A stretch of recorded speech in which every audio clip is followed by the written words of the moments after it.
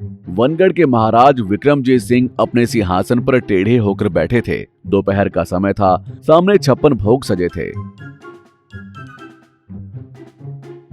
लेकिन राजा के चेहरे पर ऐसी उदासी थी जैसे किसी ने उनकी पसंदीदा मिठाई छीन ली हो। हटाओ इसे, वही पनीर, वही कोफ्ता, वही मलाई। अरे हमारी जीभ पर काई जम गई है इस फीके खाने से। मंत्री तानसेन। जी महाराज, क्या हुआ? नमक कम है क्या?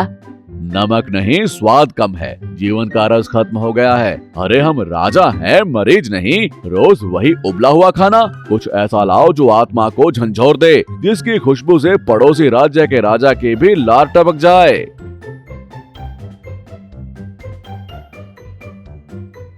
तभी वहां वैद्य जी आ गए। महाराज, क्रोध ना करें, रक्तचाप बढ़ जाएगा। आज आपके लिए करेले का सूप और लौकी की खीर बनवाई है। वैद्य जी, अगर एक शब्द और बोले तो आपको हम करेले के खेत में ही कैद करवा देंगे। हमें कुछ मसालेदार, कुछ भुना हुआ, कुछ ऐसा चाहिए जो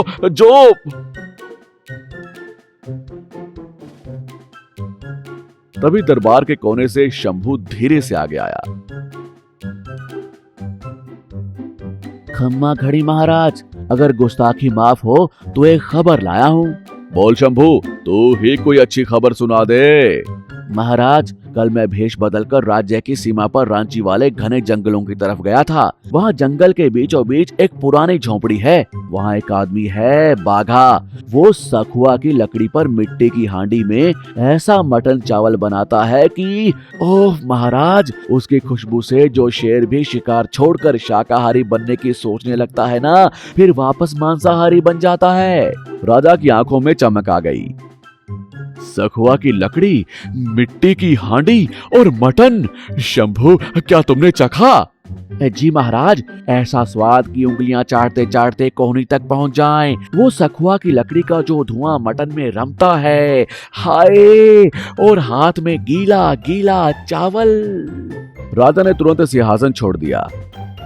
बस आज ही वो मटन बनेगा।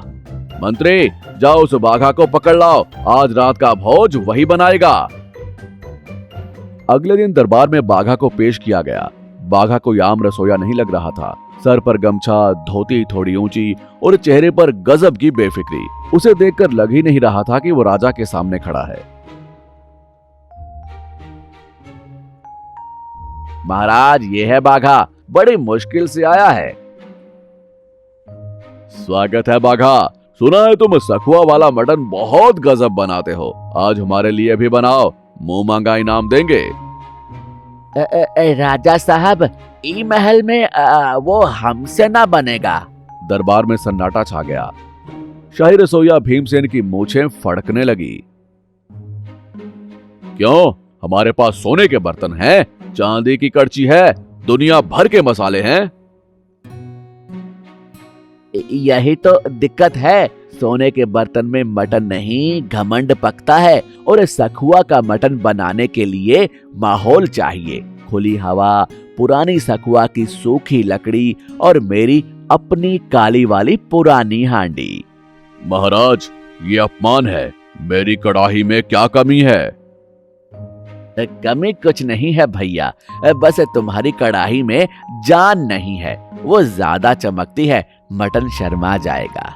राजा को बाघा की बातें अजीब लगी, लेकिन स्वाद के लालच ने उन्हें झुकने पर मजबूर कर दिया। ठीक है, जैसा तुम कहो। हम शाही बगीचे को जंगल बना देंगे, जो चाहिए मांग लो। लिखो मंत्री जी।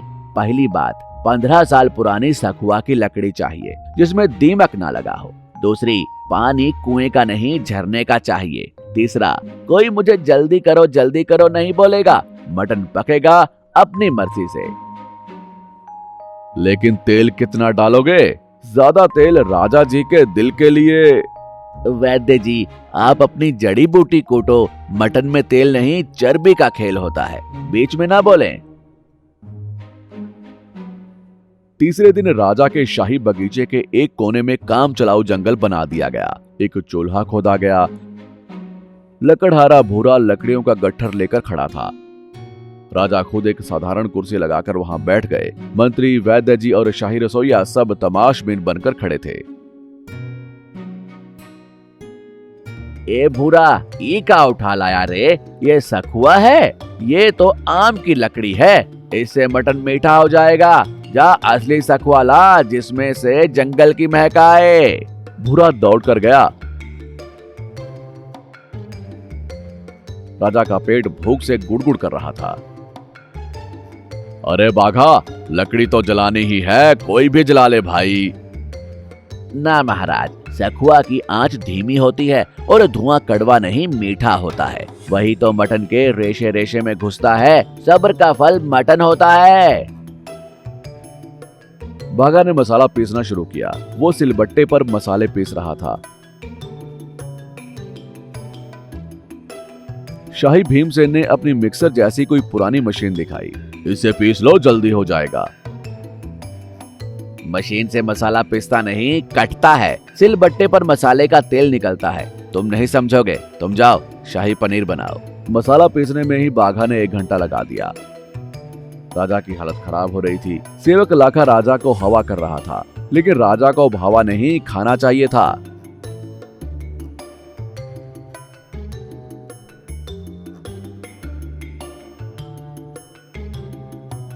दोपहर के 2 बज चुके थे। हांडी चूल्हे पर चढ़ी थी। सखुआ की लकड़ी धीरे धीरे जल रही थी। एक अजीब सी सौंधी सौंधी खुशबू पूरे बगीचे में फैलने लगी।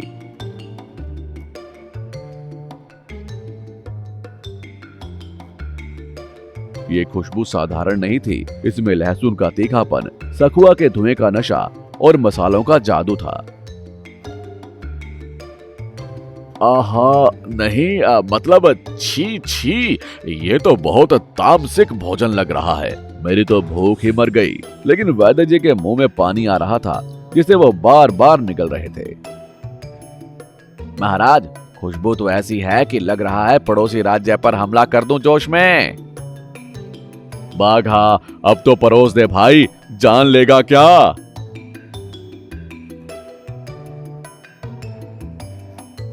अभी नहीं महाराज, अभी मटन ने हड्डी नहीं छोड़ी है। जब तक मांस हड्डी से खुद ब खुद अलग होकर नमस्ते ना बोले, तब तक कैसा स्वाद।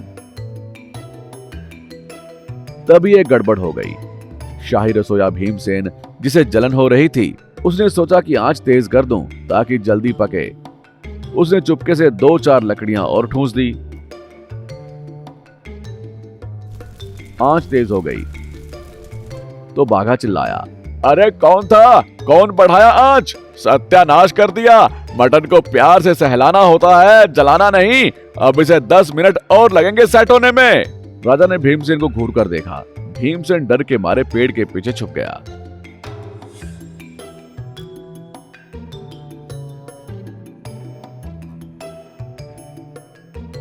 शाम के 4 बज गए। राजा भूख से बेहाल थे। अंत में बाघा ने हांडी उतारी।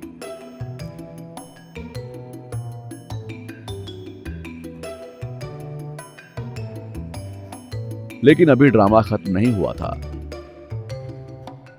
चावल कहाँ हैं? शाही बासमती चावल तैयार हैं। अरे हटाओ ये बासमती, मुझे वो मोटा वाला उसना चावल चाहिए। ये बासमती तो मटन के रसे को सोखता ही नहीं है, बस ऊपर तैरता रहता है। मटन का असली मजा मोटे चावल के साथ है, जो रसे को अपने अंदर पी ले। राजा ने अपना माथा पीट लिया। मंत्री, जाओ अस्तबल के कर्मचारियों के लिए जो चावल बनता है वही लाओ, पर लाओ जल्दी। आखिरकार पत्तल बिछाए गए। बाघा ने सोने की थाली मना कर दी। पत्तल पर खाओगे महाराज तो सखुआ का पत्ता भी अपना स्वाद छोड़ेगा, बाघा ने कहा। राजा के सामने पत्तल पर भाप छोड़ता हुआ मोटा चावल और उसके ऊपर वो गहरा भूरा गाढ़ा सखुआ की महक वाला मटन डाला गया। ऊपर से थोड़ा सा कच्चा प्याज और एक हरी मिर्च।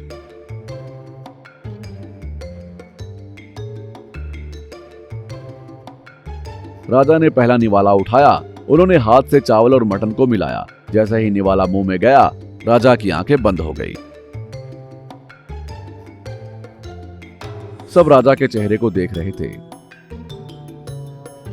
1 पल, 2 पल, राजा की आंखों से एक आंसू टपका। महाराज क्या हुआ? मिर्ची ज्यादा है, बाघा को गिरफ्तार करें। राजा ने हाथ उठाया और चुप रहने का इशारा किया।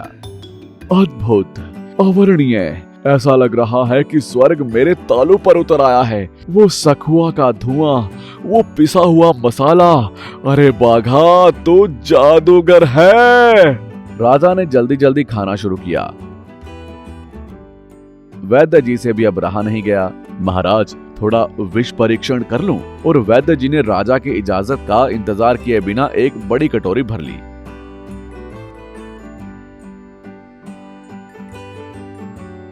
कुछ ही देर में मंत्री, वैद्य और यहाँ तक कि पेड़ के पीछे छुपा भीमसेन भी पत्तल लेकर बैठ गया। सबने शाही शिष्टाचार ताक पर रख दी।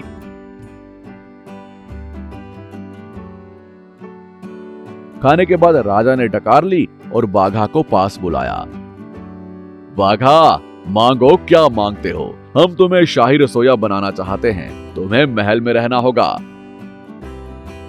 माफ करना महाराज, मैं ये नौकरी नहीं कर सकता। क्यों? तुम्हें दौलत मिलेगी, आराम मिलेगा।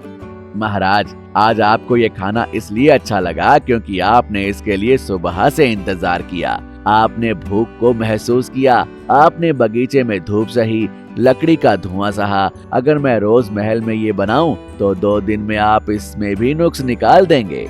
बाघा ने अपनी बात आगे बढ़ाई। और दूसरी बात महाराज, ये स्वाद मेरे हाथ का नहीं, उस आजादी का है। जंगल में जब मैं अपनी मर्जी से सखुआ के पेड़ के नीचे बिना किसी के टोके पकाता हूँ तो वो स्वाद आता है। यहाँ आपके पहरेदार, आपके नियम और आपकी सोने की कटोरियां मटन का दम घोंट देती हैं। भोजन सिर्फ पेट नहीं, मन से भी जुड़ा होता है। सरलता में जो सुख है वो राजसी ठाठ में नहीं। राजा विक्रमजीत कुछ देर शांत रहे। उन्हें समझ आ गया कि हर चीज पर हुकूमत नहीं की जा सकती। कुछ चीजें अपनी सादगी और अपनी शर्तों पर ही अच्छी लगती हैं। तू सही कहता है बाघा, स्वाद को कैद नहीं किया जा सकता। जा, तुझे आजाद किया। लेकिन क्या महाराज? लेकिन हर रविवार हम भेष बदलकर तेरे जंगल आएंगे और खबरदार जो हमसे पैसे मांगे तो। पूरा बगीचा ठहाकों से गूंज उठा। कहानी की सीख, जीवन में असली आनंद और स्वाद सरलता और धैर्य में है। जब हम चीजों को उनके प्राकृतिक रूप में अपनाते हैं और बिना हड़बड़ी के उनका आनंद लेते हैं, तभी हमें उनका वास्तविक मूल्य समझ में आता है। हर चीज पैसे या ताकत से हासिल नहीं की जा सकती। कुछ चीजों के लिए इंतजार और माहौल भी जरूरी होता है।